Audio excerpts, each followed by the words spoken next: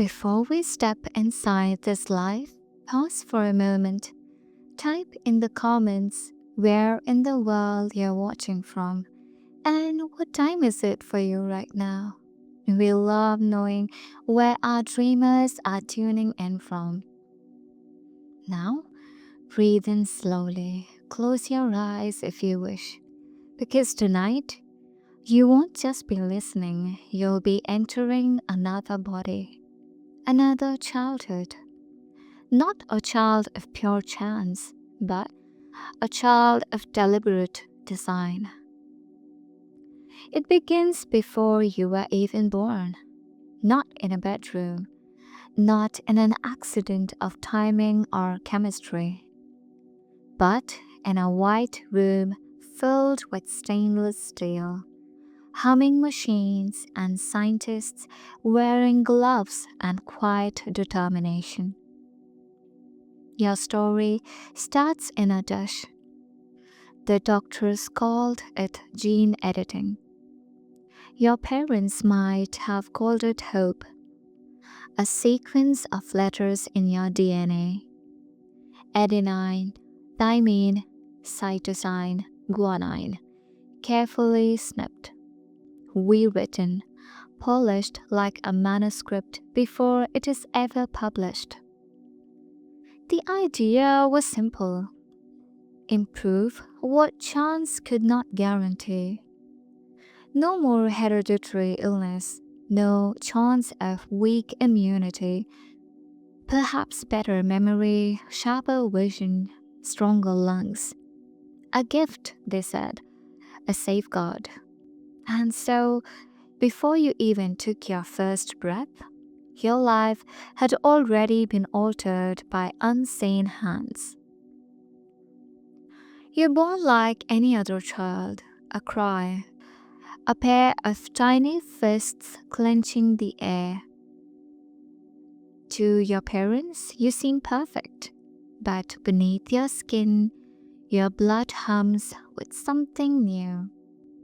Doctors collect your umbilical cord as if it were treasure. Every milestone, your first step, your first word, your first drawing in crayon is documented not only in family albums but in medical charts. Because you're not just a child, you are a proof of concept. And yet, you're also human. The world doesn't feel engineered when you are 3 years old, chasing bubbles in the yard. It doesn't feel engineered when you cling to your mother's neck, or when you laugh so hard milk spills from your nose. You do not know then the weight of being different. The title of first wave, the whispers in the news, the debates in classrooms of people you'll never meet. You only know hunger and play and comfort. But one day, you will know more. This day, we are entering the single day in your body is not extraordinary by the standards of the world. It is ordinary, simple, quiet. And yet, every moment carries the strange electricity of design. When you wake, the first thing you notice is how alert you feel. When you stretch, your muscles respond like finely tuned instruments. When you walk through a room, your parents glance at you not only with love, but with a flicker of awe and sometimes unease.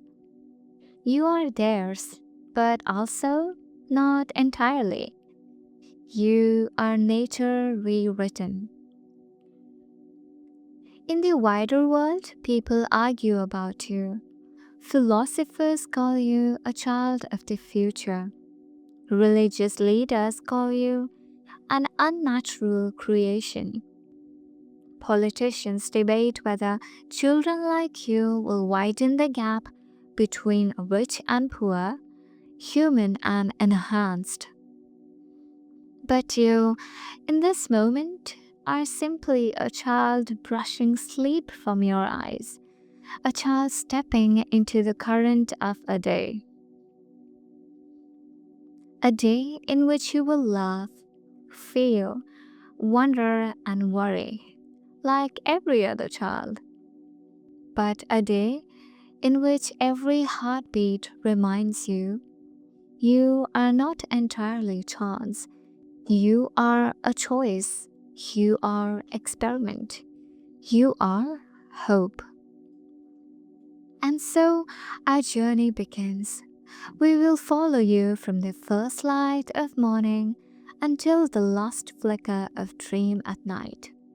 We will enter the small rituals of your existence: school corridors, playground games, whispered conversations at home.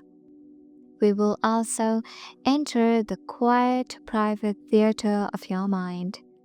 The questions, the doubts, the wonderings that arise when the world tells you you are different, because you are.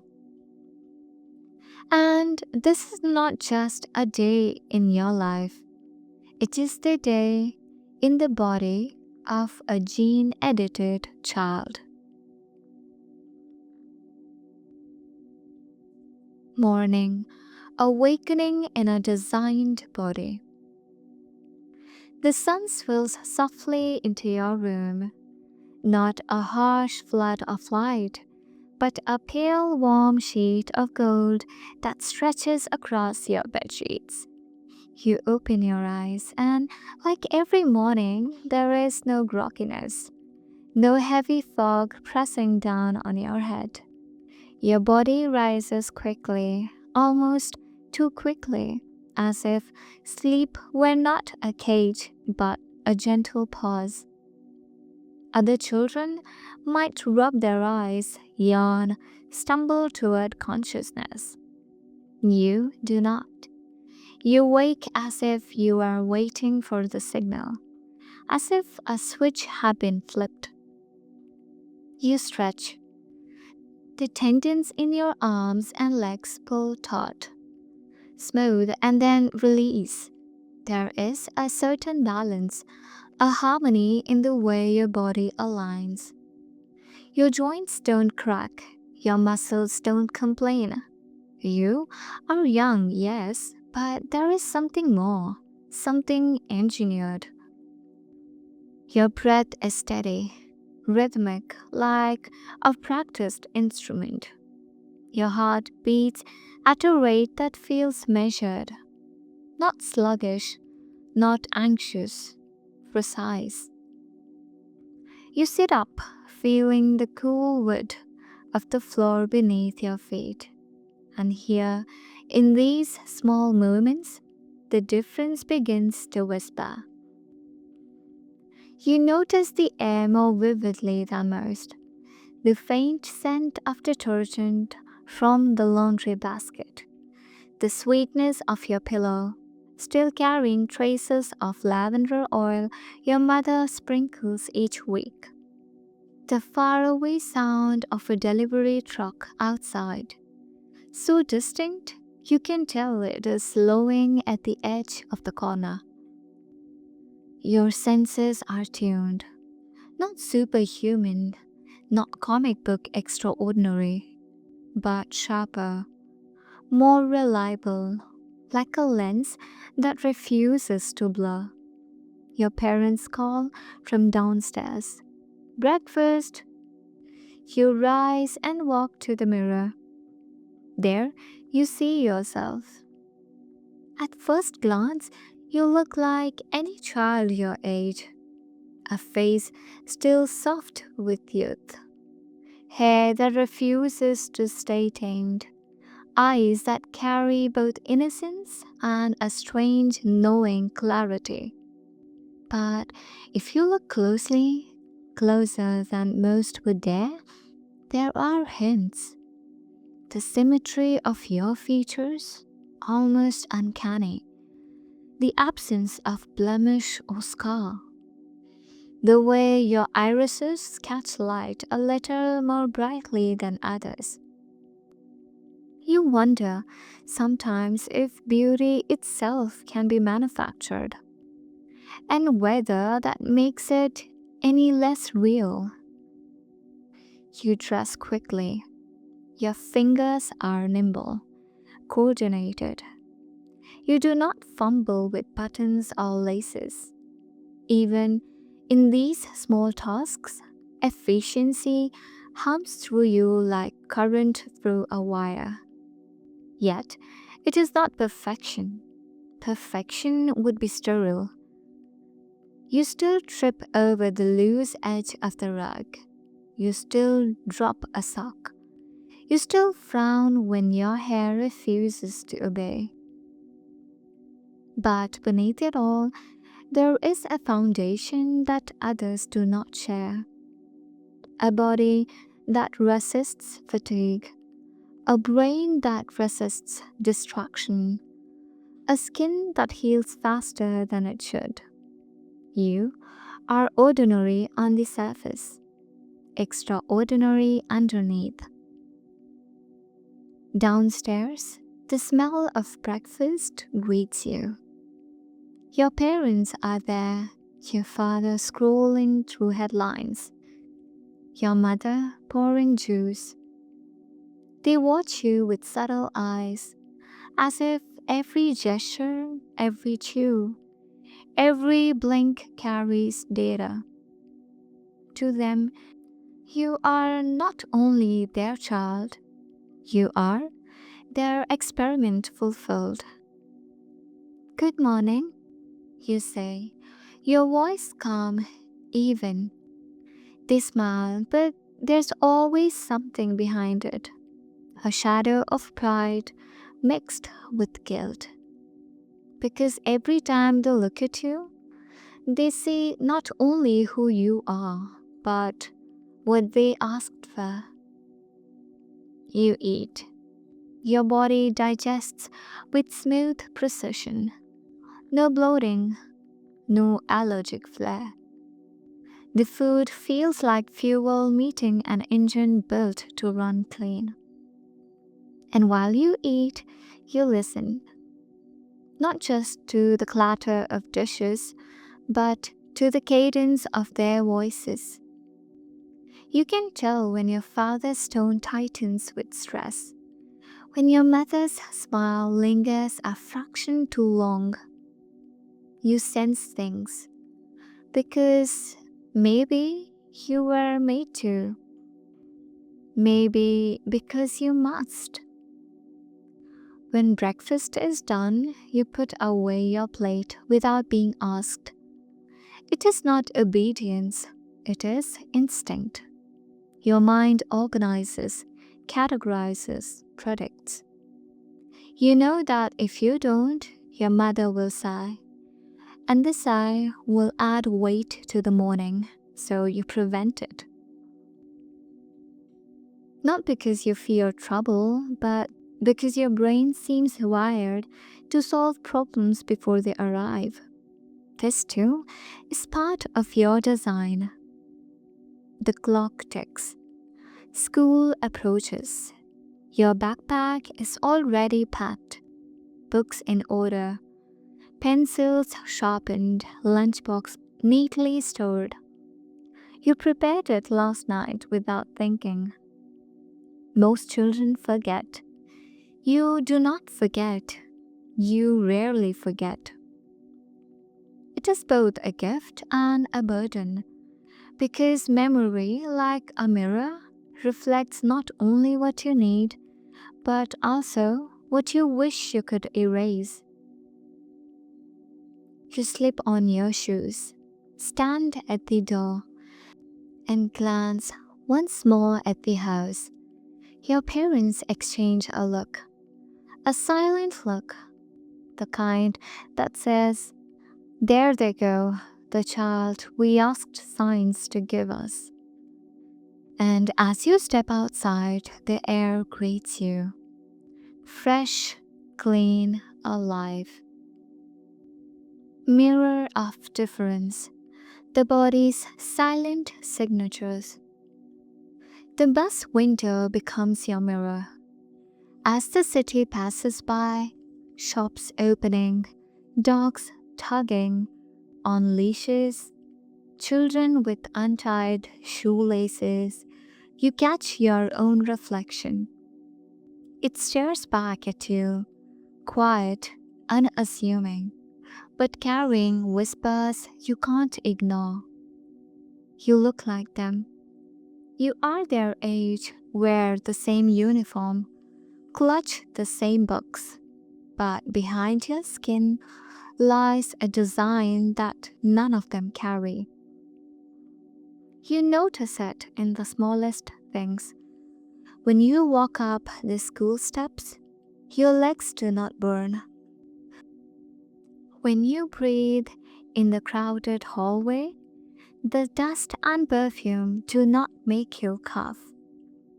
When you read the blackboard, your eyes adjust instantly. No blur, no squint. Every system of your body works with a hidden harmony. Your immune cells programmed to resist illnesses that would flatten others. Your muscles stitched with strength just slightly above the curve. Your memory storing details like photographs, faces, voices, even the exact place you left your pencil yesterday. You do not boast about this. In fact, you hide it. Because to reveal it would be to separate yourself even further. At recess, the differences bloom louder. A game of tag begins. Children dash, stumble, laugh, pant. You run too, but you do not stumble. Your legs pump with an ease that feels unfair. Your lungs drink air greedily, never gasping.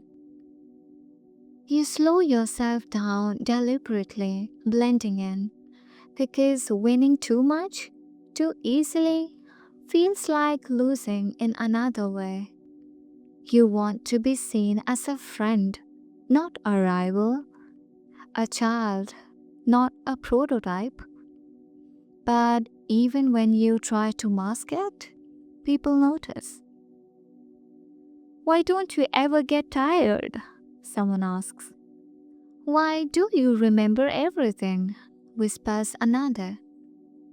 Why do you never get sick? A classmate mutters. Jealousy is sharp in their tone. You shrug, laugh it off, pretend.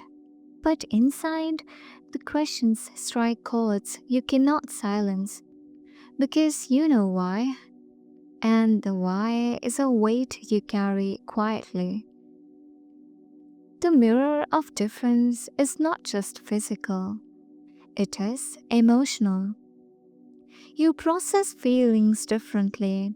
When someone teases you, the sting fades quickly, as if your brain edits pain into perspective. When a teacher scolds the class, you analyze the reason before letting shame wash over you.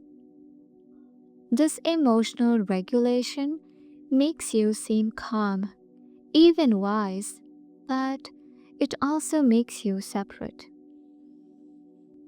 Children thrive on drama, chaos, giggles, tears. You stand on the shore, watching waves crash, feeling only the spray. It is not loneliness exactly, but it is a distance, a gap. And then there are the hidden fears. For all your advantages, you wonder about the flaws written into your code. What if the scientists missed something? What if a single misplaced letter in your DNA is ticking silently, waiting to erupt when you're older? A cough that never heals, a shadow in the brain, a sudden collapse of the very perfection they promised. You've read about off target effects. You've overheard your parents whisper the phrase in the kitchen late at night.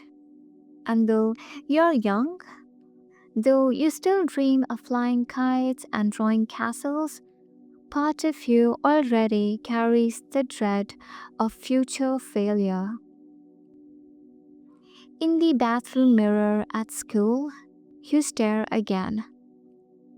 The fluorescent lights sharpen every detail. Your skin glows faintly healthier than the others. Your hair seems to fall in even lines as though gravity favors it. Your pupils dilate quickly, adjusting to light with uncanny efficiency. And yet, when you lean closer, you almost wish to find a flaw, a freckle, a scar, a mark that proves you are still human in the old way.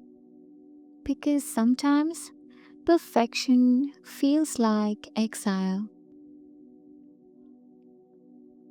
School among the untouched.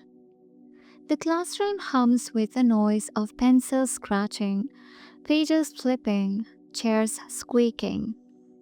To most children, this noise is background chaos. To you, it is a symphony. Your brain filters sound with startling ease. You can hear the teacher's voice rise and fall, even as a whisper travels from the back row. You can concentrate on equations while also noticing that the boy 3 seats away is doodling. It is as if your awareness has extra hands, grasping, sorting, cataloging. And though it helps you excel, it also separates you. Because you notice too much. Because you cannot not notice.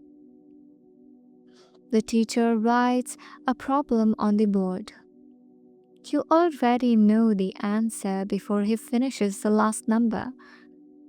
Not because you're gifted in the ordinary sense, though they call you gifted, but because your brain has been tuned, streamlined, pathways cleared of tangles. You hesitate before raising your hand. Answering too quickly draws eyes. Answering too often breeds resentment. So you pretend to think, to pretend to count on your fingers, pretend to struggle. Finally, you lift your hand, slow and careful. You speak the answer in a voice that is steady, unshowy. The teacher nods. The class sighs. You shrink back in your seat, even as a quiet thrill runs through you, because knowledge comes easily, but acceptance never does. At recess, the difference sharpens again. The soccer field is alive with running, shouting, laughter. You join in because play is a bridge, even if shaky. The ball comes to you. Your legs move precise and quick. You weave through defenders almost effortlessly. Your lungs never burn, your balance never falters.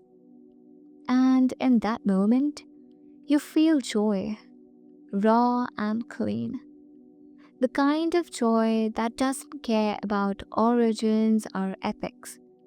The joy of motion, of play, of being young. You score, but instead of cheers, there is silence, then murmurs, then one voice. Of course they scored, they're not even normal. The words sting deeper than you admit. You laugh it off, you jog back to your spot.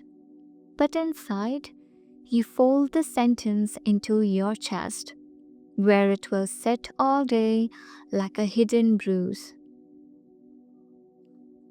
In the afternoon, the teacher asks volunteers to read aloud. You lift your hand again, not too fast, not too slow. When you read, your voice is clear, steady. The words roll easily, no stumbles. You feel them, savor them, understand them more deeply than the page seems to hold. Someone mutters, "Show off." You swallow hard because you weren't showing off. You were simply being, and yet being is enough to divide you. The final bell rings. Children spill out of the building in a rush of chatter and backpacks. You walk slower, not because you're tired, never because of that, but because you're carrying the weight of the day. You wonder, is this what it means to be ahead?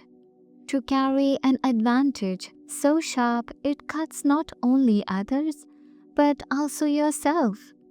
You look at your reflection once more in the glass of the school door, and you whisper silently, "I just want to be like them." But deep down you know, you never will. The medical check.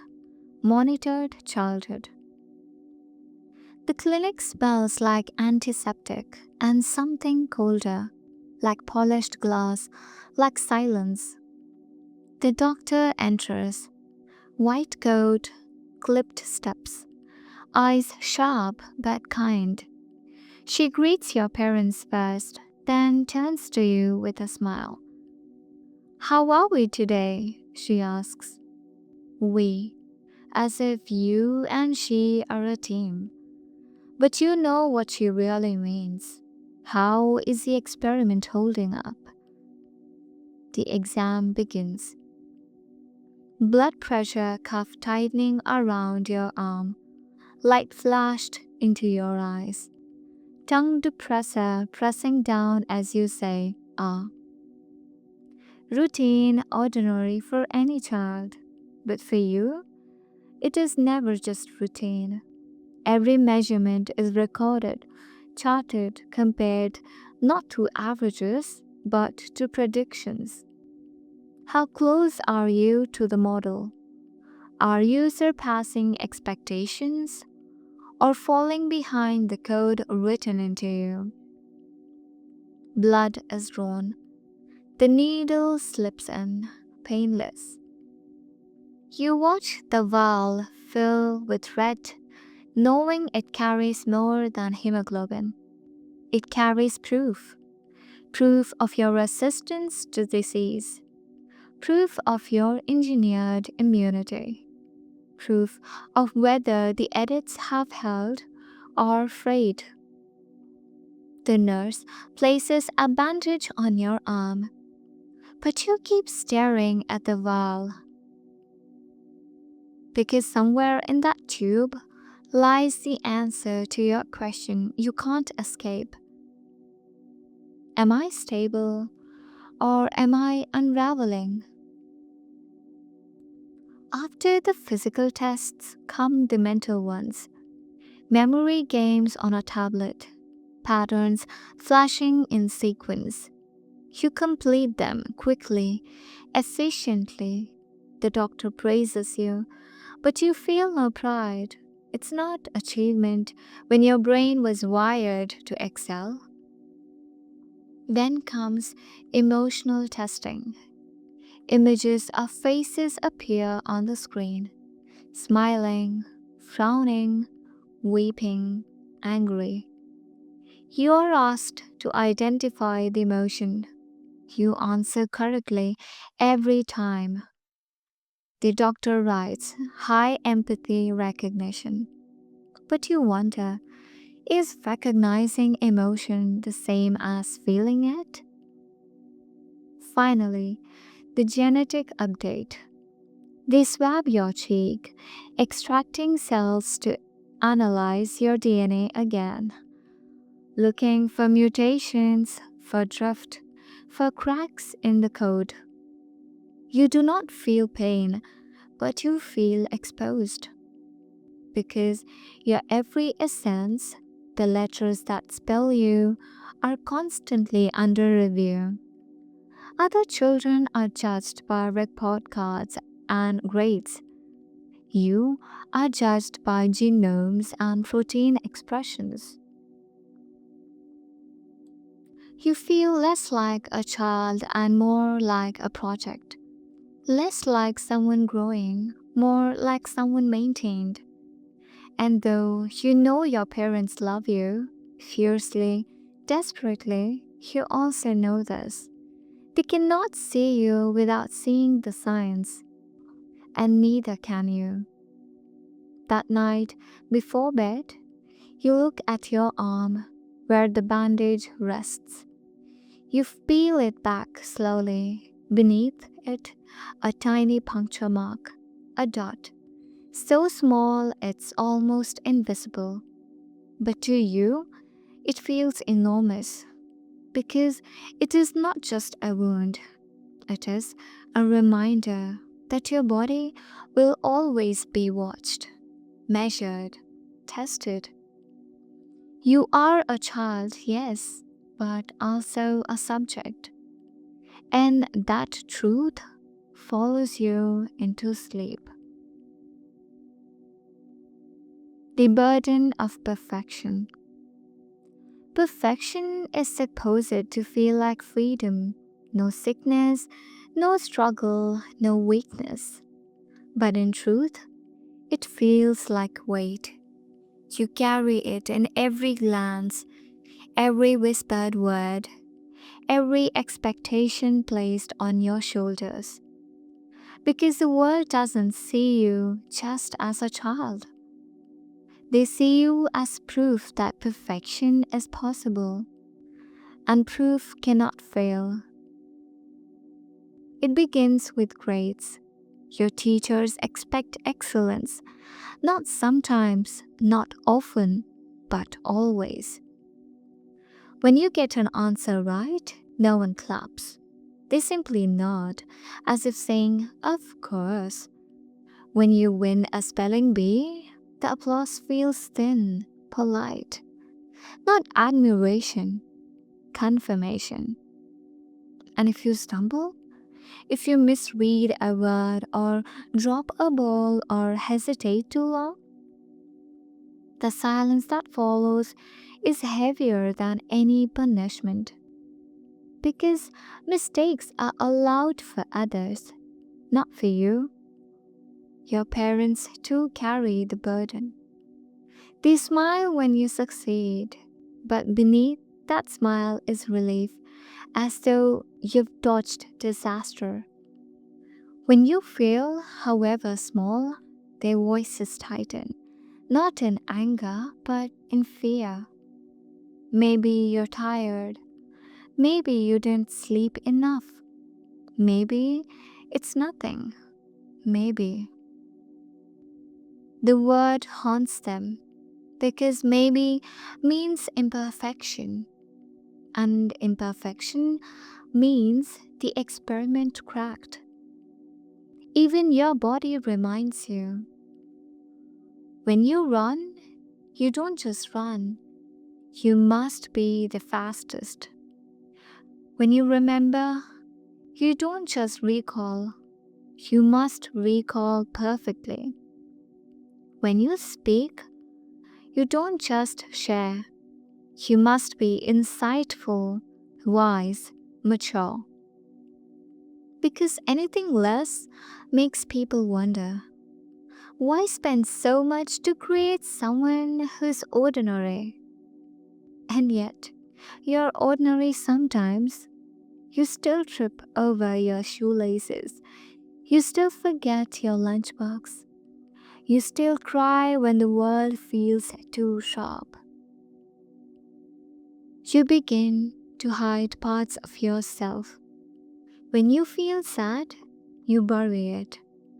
When you feel jealous, you smother it.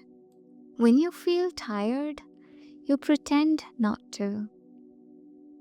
The burden seeps even into joy. When you score a goal in soccer, they say, well, they were designed for that. When you ace a test, they say, of course, they don't even try. Achievement becomes emptier, stripped of pride. It belongs not to you, but to the science that made you.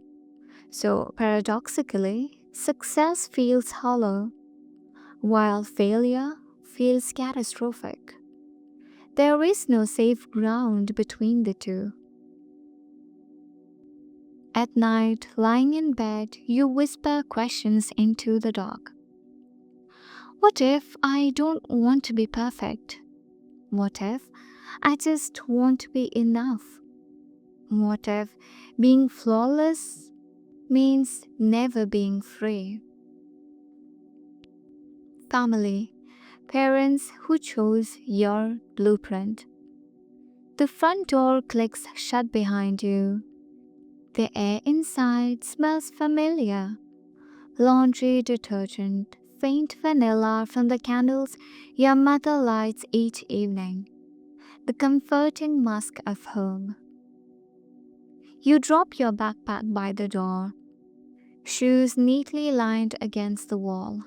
It is a ritual, though no one tells you.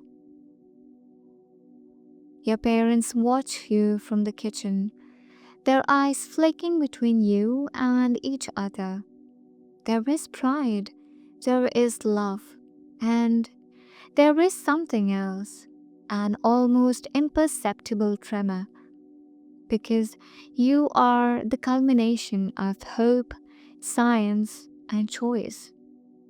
Your father calls your name. How was your day? He asks. The question is simple but layered. Not only is he asking about recess, homework, and tests, he's asking silently about your stability, about your health, about your performance. He wants reassurance without saying it. Your mother leans against the counter. She smiles as she hands you a plate of food. But the smile is double-edged. It carries the warmth of home and the weight of calculation. Because every bite you take, every step you make, every breath you exhale is part of the experiment they dreamed of. You sit at the table. You eat slowly because eating is both sustenance and ritual. Every calorie, every vitamin, every mineral is absorbed perfectly. Your parents watch. They notice everything. How your posture shifts, how your gaze tracks the room, how your hands move. They notice more than you do because you're living it. They are measuring it. There is love here, yes, but it is threaded with expectation. When you smile, they smile. When you frown, they worry. When you hesitate, they analyze. And sometimes you feel guilty, not for who you are, not for what you've been given, but for the burden your existence places on them. They carry it in ways you cannot see. Late nights reading journals, worrying over the smallest irregularity in your lab results. Whispers in the kitchen, careful to avoid your ears. Eyes that linger not in accusation, but in hope and fear. You wonder who is raising home, you or them. Still, questions remain. Do they love you or the child they imagined? Do you love yourself or the version others expect? And in this delicate web, where does freedom hide? You sometimes imagine waking outside, past the yard, past the gate, and leaving the expectations behind. But they follow you. They are part of your body now, as much as your blood and your DNA. And so, as the evening wanes, you find quiet in the small acts. Reading a book under a soft lamp, sketching in a notebook, listening to music with closed eyes. For a few moments, you're neither proof nor experiment. You are simply yourself, a child, a body breathing, a mind thinking, a heart engineered, yes, but still capable of wonder. The whisper of ethics. On the television, in the living room, in the newspapers stacked neatly on the kitchen counter, on whispered conversations in the grocery store, at the library, even in your school corridors, people talk about you without ever meeting you. Not you as a child, but the idea of you, the possibility you represent, the fear you inspire. Are you safe? They ask your parents. Do they know what they're doing? Should we allow this? You hear it, of course, not just in words, but in tone, in glances from strangers, in the judgment that threads through polite smiles. And slowly, you learn the shape of it, the whisper of ethics.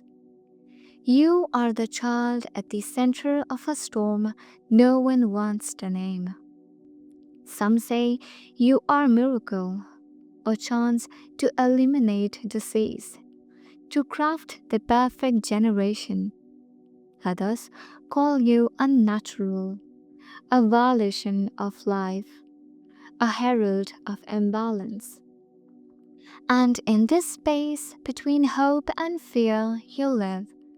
Each day, each breath, each heartbeat is not just survival, it is a statement. At school, the whispers filter down. Did you hear about the new gene edited kid? They say they're brilliant, but it's not right. They're not even a real child, just DNA. Children don't speak kindly of things they do not understand. And you, still too young to fully grasp your own position, feel the divide stretch wide across the playground. You want to defend yourself, to explain that you have feelings, that you do get hurt, that you want friends, but words feel heavy because they would never reach the depth of what the whispers imply. That your life is not just yours, it is everyone's concern. Your parents feel it too. They shield you from as much as they can. They encourage normalcy, sports, friendships, music, laughter. And even in their protection, the shadow looms. You are special, they whisper at night. You are the future. The future. It sounds like a gift. It also sounds like a burden. The scientists call it responsibility of the engineered. Philosophers call it the moral question of design. You call it life. A life where you're watched, measured, and debated. often without your consent, where every action may be scrutinized, where every success is statement, every misstep is magnified. In quiet moments, you imagine freedom, walking down streets where no one knows your name, playing with children who see only the child you are, not the design beneath, falling asleep at night without the weight of expectations pressing on your chest. But the whisper follows.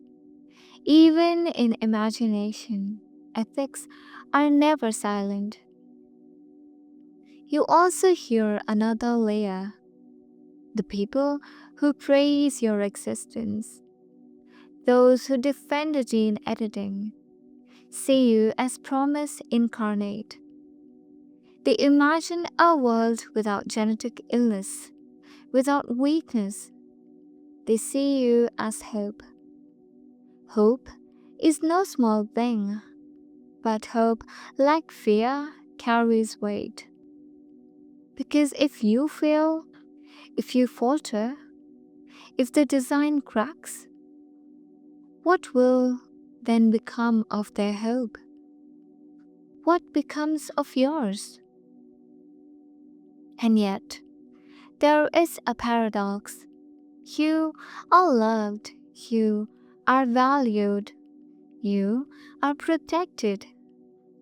But the love, the value, the protection is conditional.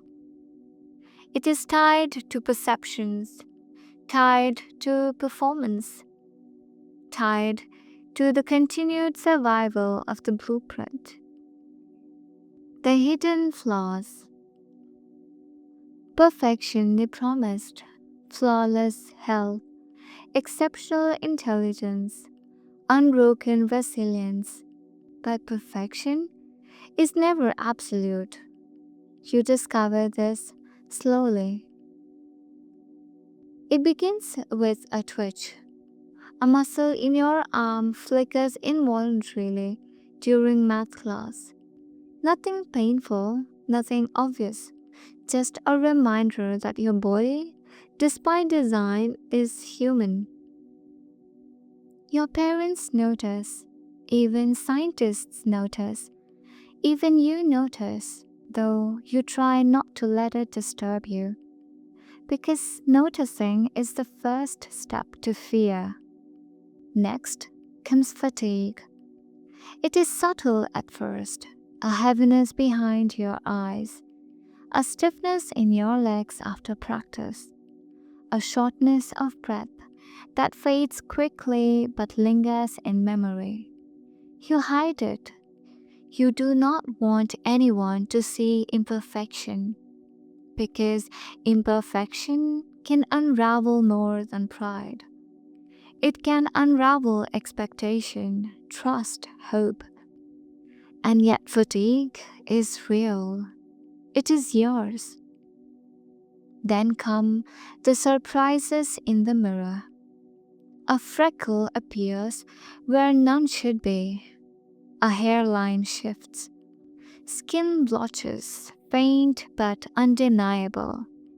You touch them, you press, you prod, you imagine invisible mutations, flaws in the code written long before you were born. No one else notices, but you cannot unsee them. The whispers of the body continue. A sudden headache, a stomach ache that does not match diet or activity, a sneeze that surprises you. You have been told your body is perfect, engineered to resist illness, engineered to endure stress, engineered to excel. And yet, here is proof that engineering is never infallible. Sometimes these hidden flaws frighten you. What if the glitches multiply? What if a small mutation grows into something catastrophic? You imagine worst case scenarios, impossible possibilities, nightmares written in DNA. You hide under the covers and press your hands to your chest, trying to feel the heart still beating, still strong, because it is not the world's worry that scares you, it is your own. Your parents never speak of these minor anomalies. They pretend not to see the twitch, the fatigue, the blotch, because acknowledging imperfection could unravel the dream. You understand this. But understanding does not ease the fear. You're left with questions. If my body is flawed, am I flawed? If perfection can falter, what becomes of expectation? If I am human despite design, what does design mean at all? Sometimes the hidden flaws feel like rebellion, a reminder that nature, even when rewritten, cannot be fully tamed.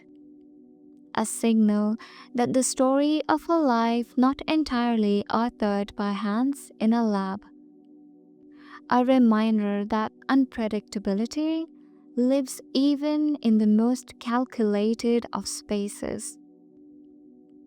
You learn to embrace it quietly, to accept it without alarm, to live in the tension between engineered strength and human fragility. By evening, you're exhausted, not from physical exertion, but from awareness. Awareness of your body, your limits, your uniqueness. Awareness of the gap between the promise of design and the reality of flesh. Awareness that life, however meticulously written, carries imperfection like a shadow. And still you smile. Because hidden flaws are not just danger, they are proof that you are alive, that you are human, that even in perfection, you belong to the unpredictable, chaotic, beautiful world. The future in your veins. The horizon stretches, even if you cannot see it. Every heartbeat carries more than oxygen. Every breath carries more than air. Every thought carries a whisper of what is to come. You are the living embodiment of possibility, the child built to outlast disease, outthink the average mind, and endure more than most bodies could. And yet, possibility is heavy. You walk through the city streets after school. People pass without noticing. Some glance at you, intrigued. Some glance at you, wary. They sense it, though they cannot name it. Something different hums under your skin. Something unnatural, something perfect. And in that difference, the future presses on your shoulders. Your parents' words echo in your mind. You are the future.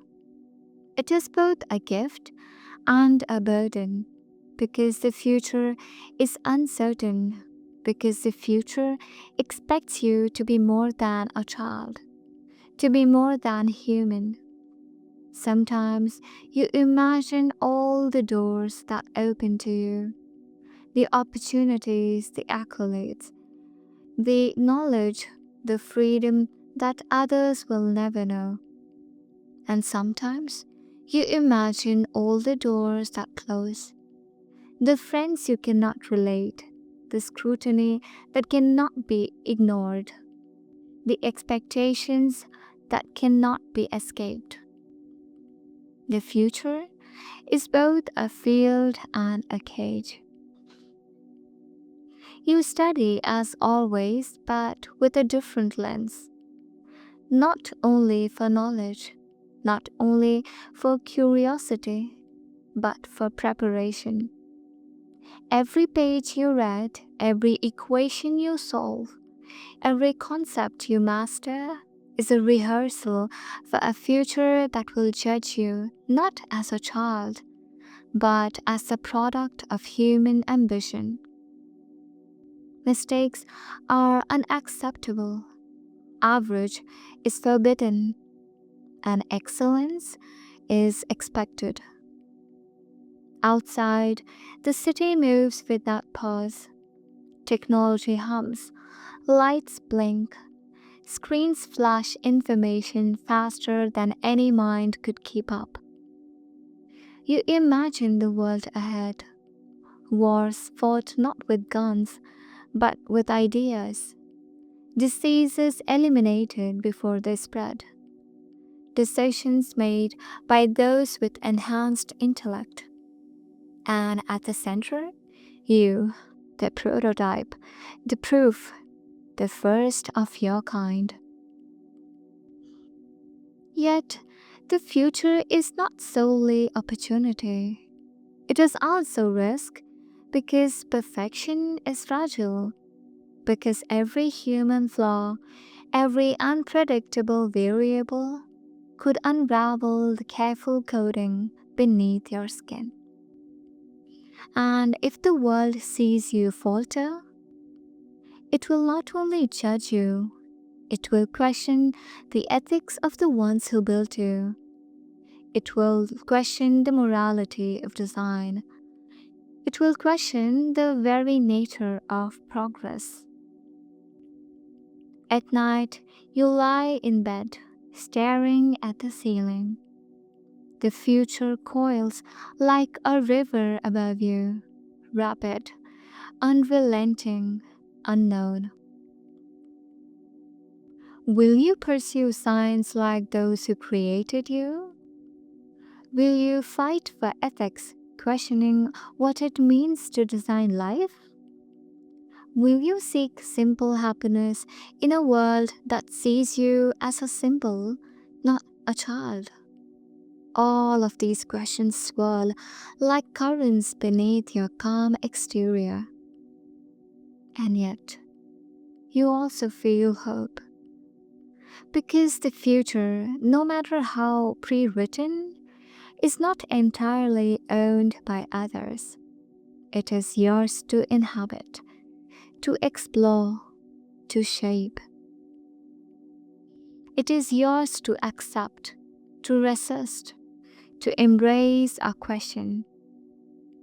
Your body carries design, yes, but your mind carries choice. And choice, perhaps more than DNA, defines humanity. The future in your veins is a constant reminder. You are not only alive, you are anticipated, you are measured, you are watched. But you are also capable of surprise, of rebellion, of compassion, of dreaming.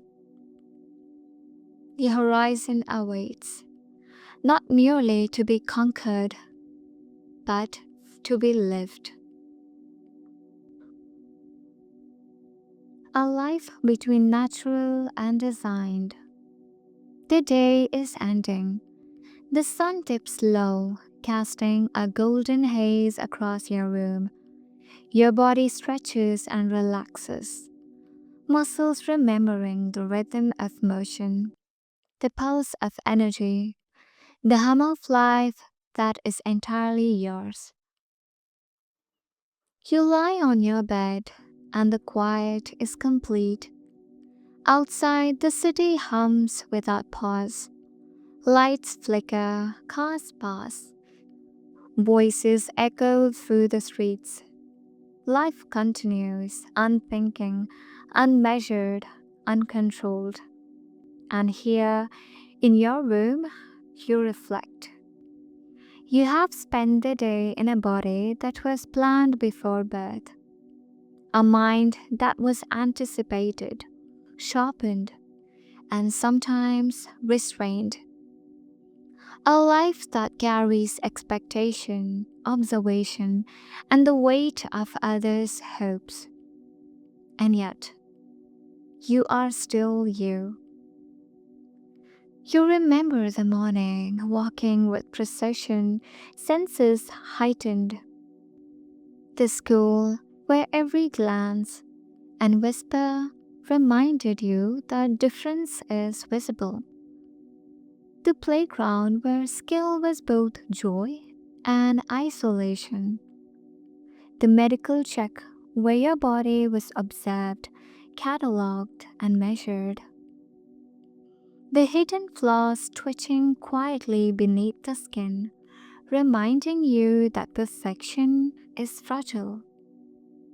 The weight of future expectations pulsing like a river in your veins. All these moments compose a single day, a single life. And what do you carry from it?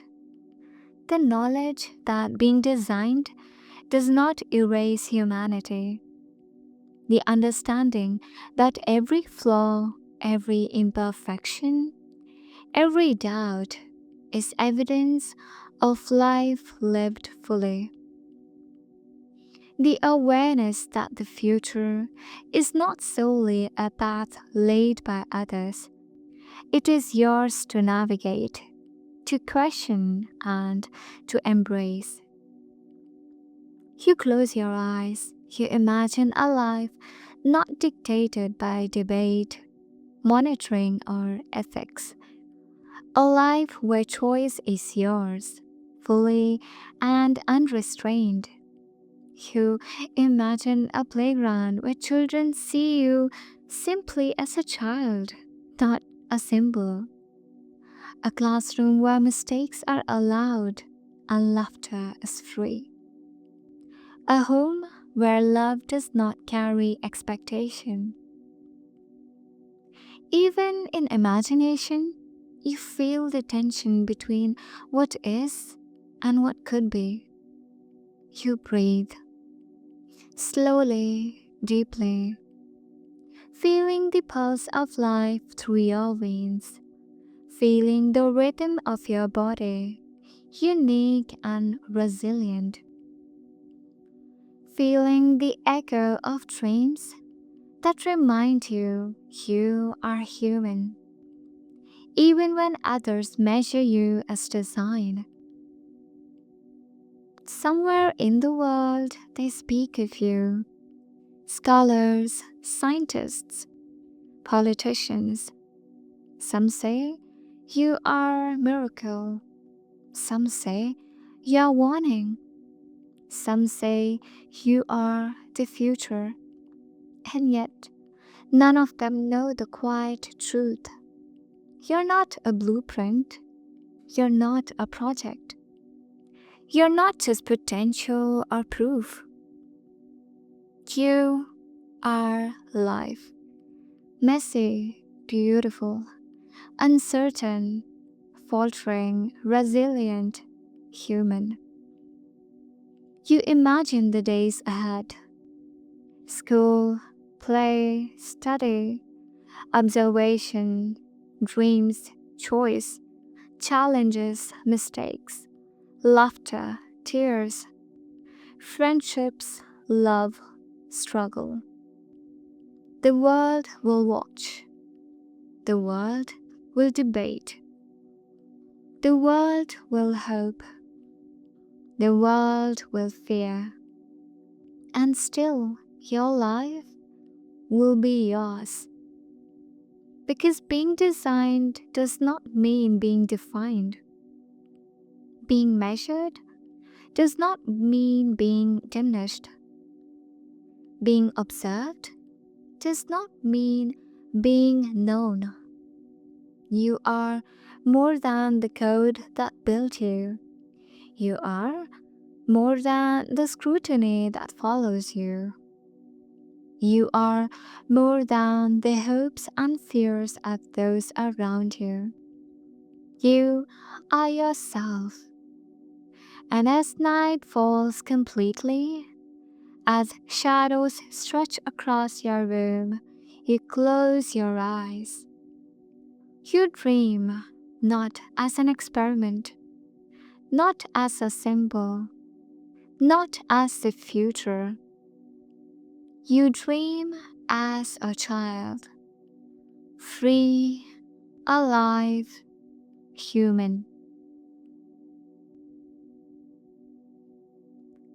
Thank you for joining us on this journey into a day inside the body of a gene edited child. If you enjoyed this story, leave a star emoji in the comments and tell us what part of this life surprised you the most. Remember, every life carries unseen complexities. Every person carries unseen depth. Even in design, even under scrutiny, even with perfection imposed, humanity persists. Sleep well and dream of possibility.